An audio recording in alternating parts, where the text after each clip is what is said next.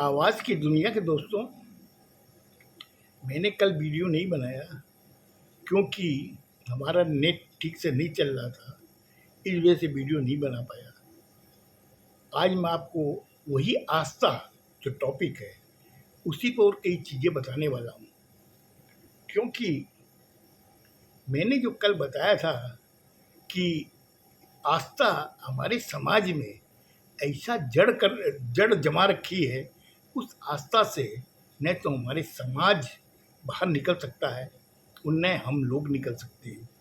हिंदुस्तान के हर परिवार में वो आस्था ने ऐसी जड़ जमा रखी है, उससे निकलना बहुत मुश्किल है।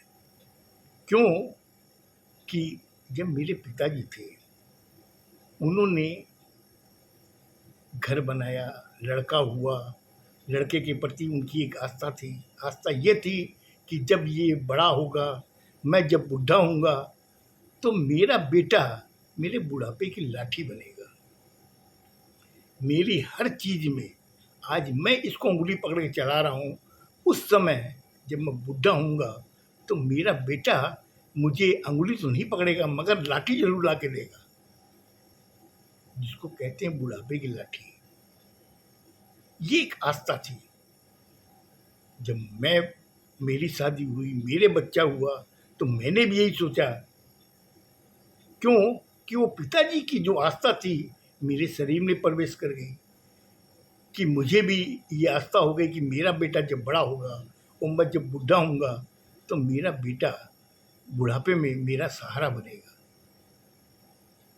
सोचिए, ये जो आस्था ने कहाँ कहाँ घर कर रखा है, उससे हम लोग सोच के भी बाहर नहीं निकल सकते। और वही आस्था हमें ऐसे मोह में जकड़ लेती है कि उन मोह से हम लोग बाहर नहीं आ सकते। क्योंकि मुझे अच्छी तरह मालूम है कि एक गाना था कि जब लड़का घर में आता है तो उस समय बाप के अंदर क्या क्या कैसे कैसे सवाल आते हैं और कैसे कैसे ख्याल आते हैं उसके दिमाग में। वही चीज़ उस गाने में उसने दर्शाई है। वो गाना इस तरीके का था, तू सूरज बने या चंदा, तू बने या तारा, मेरा नाम करेगा रोशन, जग में मेरा राज दुलारा। तू सूरज बने या चंदा, मेरा नाम करेगा रोशन, जग में मेरा राज दुलारा। अब सोचिए, लिखने वाले ने कैसी चीज़ लिखी है। यहाँ पे भी वो आस्था नहीं जड़ जमा रखी है अपनी, और उस आस्था की वजह से ही उस कवि ने इस गाने की लाइनों को पिरोया है। अब देखिए कि ये आस्था क्या है। एक माँ के अंदर में बेटे के प्रति आस्था है, बेटे के अंदर माँ के प्रति आस्था है, क्योंकि उसे मालूम है जब वो रोएगा तो माँ उसे दूध पिलाएगी। वो अगर बदमाशी भी करेगा तो माँ उसको प्रेम से डांटेगी, समझाएगी। ये आस्था नहीं तो क्या, कि उसके अंदर वो आस्था है कि मेरी माँ है तो सब कुछ है, मेरा बाप है तो सब कुछ है। क्यों कि जब बेटा छोटा होता है, अगर जब वो रोने लगता है तो बाप आ कि उससे पूछता, बेटा क्या बात है, क्यों रो रहा है। अगर उसने कह दिया कि मुझे वीडियो गेम चाहिए, अगर बाप की क्षमता भी अगर नहीं है तो किसी से भी उधार मांग करके वो उसे वीडियो गेम ला के देता है शाम को जब ऑफिस से आता है। ये उसके अंदर एक तो प्रेम है, उस प्रेम जो है वो आस्था के वशीभूत है। वो आस्था ही है जो उसे मजबूर करती है कि शाम को तुम जब जाओगे तो बेटे का तुमने जो सवेरे जो चेहरा देखा है रोता हुआ, और शाम को जब वीडियो गेम लेके जाओगे तो उसका हंसता हुआ चेहरा भी तुम ही देखोगे। ये जो चीज़ें हैं, ये आस्था ऐसी चीज़ है कि उससे आप बाहर नहीं निकल सकते। अब मैं आपको एक बात और बताता हूँ, ये आस्था क्या है।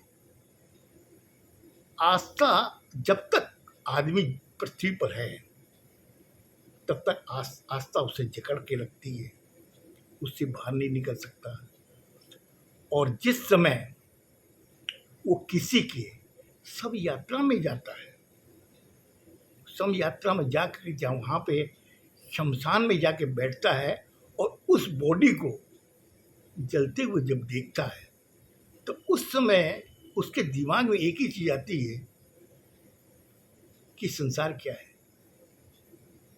लास्ट में हर इंसान की यही गति होनी है। अब इसके अंदर भी आस्था ने जड़ जकड़ जमा रखी है, क्योंकि उसे मालूम है कि संसार में कुछ नहीं है, जो भी है वो अभी है, कल क्या होगा वो नहीं जानता, लेकिन आस्था उसको जकड़ रखी है। जब सारा काम हो जाता, शमशान का जब बाहर निकलता है, निकलते ही उसके पहले दिमाग में यही आती है, चलो घर चलते हैं। जब घर जाता है तो उस समय घर की उसकी पत्नी हो, चाहे बच्चा हो, चाहे माँ हो, उससे गंगा जल छिड़कती है उसके ऊपर, गेट के ऊपर ही गंगा जल छिड़कने के बाद में उसको कहती है अंदर आ जा। अंदर आने के बाद में उससे कहती है कि तुम बाथरूम में चले जा और जाकर वहाँ बड़े बड़े कपड़े खोल के पहले स्नान कर ले, और करने के बाद में दूसरे कपड़े पहन करके आके बैठ।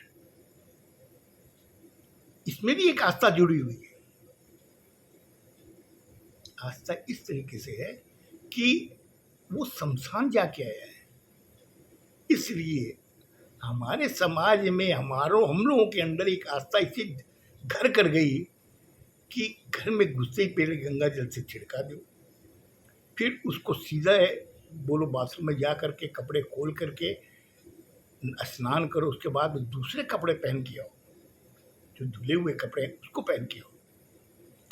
अब इसमें आस्था है। एक चीज सोचिए कि बहुत ऐसे लोग हैं जो फुटपाथ ही उनका घर है, फुटपाथ पे ही सोते हैं, फुटपाथ पे ही खाना खाते हैं, फुटपाथ पे ही अपना जीवन यापन करते हैं। वो अगर किसी सब यात्रा में जाते हैं तो वापस आ करके उनके पास में गंगा जल की व्यवस्था कहाँ है।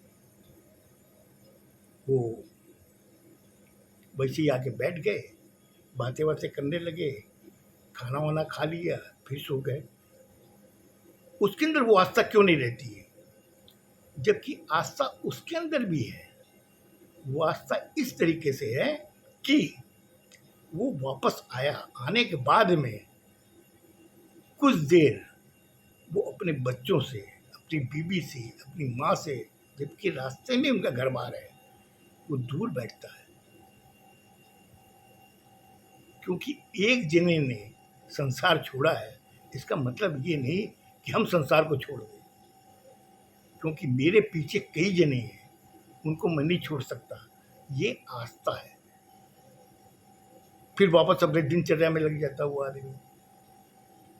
सोचिए ये आस्था ने कैसे कैसे रंग दिखाए हमारी जिंदगी में, हम उससे चाह कर भी उससे दूर नहीं हो सकते।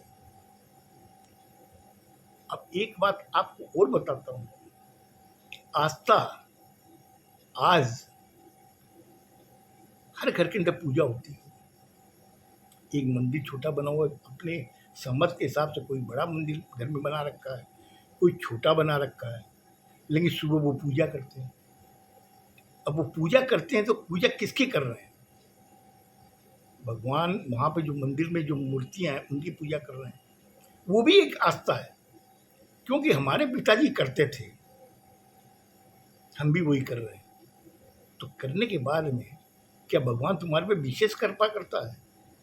ऐसा नहीं है। ये आस्था है जो हमें उसमें जकड़ रखी है। हम जब करने के बाद में हम ये सोचते हैं कि हमने बहुत बड़ा एक काम किया है, क्योंकि सुबह सुबह हमने पूजा की है घर में, घर की निगेटिविटी जो है सब इस पूजा से बाहर चली गई। ये भी एक आस्था है। हम ये सोचते हैं पूजा करने के बाद में घर की निगेटिविटी बाहर चली गई है, नहीं, निगेटिविटी कैसी जा सकती जब घर के अंदर ईश्वर की निगेटिविटी अंदर आ सकती है। ईश्वर की जो मतलब कि आशा आ सकती है, आस्था आ सकती है, तो निगेटिविटी कैसी जा सकती है? और जो जाएगी वो रोक भी नहीं सकते किसी को, चाहे वो भक्ति हो, चाहे वो पाप हो। नहीं, हर आदमी करता है। और मैंने कई बार देखा है कि कुछ लोग घर के अंदर पूजा वगैरह करते हैं और घर के हर इंसान ये जानता है कि काफ़ी मतलब कि भक्ति भाव में रहता है, लेकिन शाम को जब वो बाहर में जाके बैठता है उस समय उसकी आस्था कहाँ जाती है? अब मैं आपको बताता हूँ, इसमें भी एक आस्था है। आस्था क्या है कि वो दिन भर की जो थकान है उसको दूर करने के लिए वो जाके बाहर में बैठता है। वहाँ पे जब वाइन लेता है, विस्की लेता है, तो उसको कोई रिलैक्सेशन मिलता है, लेकिन रिलैक्सेशन नहीं मिलता है, वो सब पुरानी बातें याद करता है। सोचिए, उसमें भी एक आस्था है कि मैं शाम को जाऊंगा, वहाँ जाके बैठूंगा, दोस्तों से बातें करूंगा, विस्की पीऊंगा, फिर बाद में रिलैक्स होकर मैं अपने घर जाऊंगा।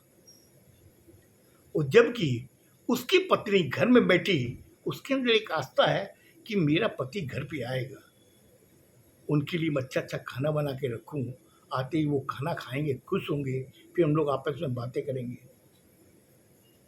पति के अंदर वो आस्था है।